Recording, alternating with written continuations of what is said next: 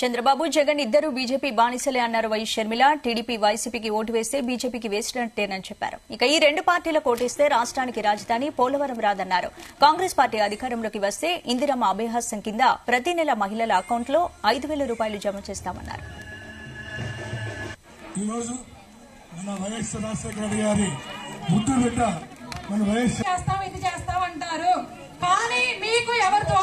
ఉపయోగం జరిగిందో వాళ్ళు భవిష్యత్తు కనపడుతుంది.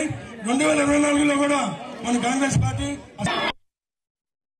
గొంగలి అక్కడే 10 సంవత్సరాల కింద ఎక్కడున్నామో ఇప్పుడు కూడా అక్కడే ఉన్నాం. అలాగే ఉన్నాయి మన బతుకులు. ప్రపంచం అంతా వేగంగా ముందుకు వెళ్ళిపోతుంది. మనం మాత్రం వాళ్ళు 10 ఏళ్లు మొత్తం అందరూ అభివృద్ధి చెందితే మనం మటుకు 25 ఏళ్లు వెనక్కి వెళ్ళాం.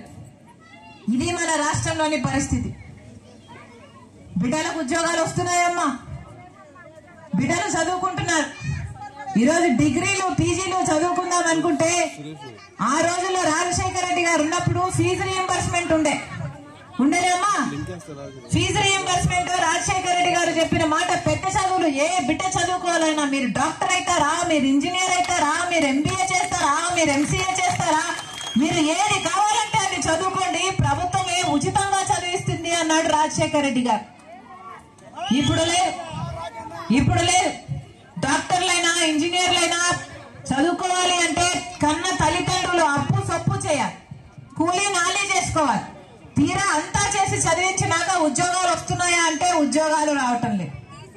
ఒకప్పుడు చంద్రబాబు గారు ముఖ్యమంత్రిగా ఉన్నారు.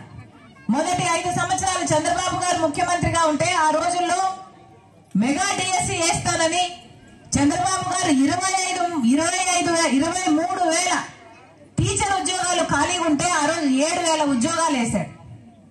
ఆ రోజు జగన్మోహన్ రెడ్డి గారు ప్రతిపక్ష నాయకుడు.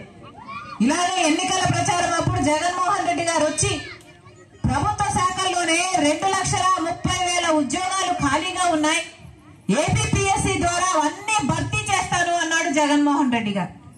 ఒక్క ఉద్యోగమైనా ఇచ్చారా? ఉద్యోగాలే లేకపోయాయి.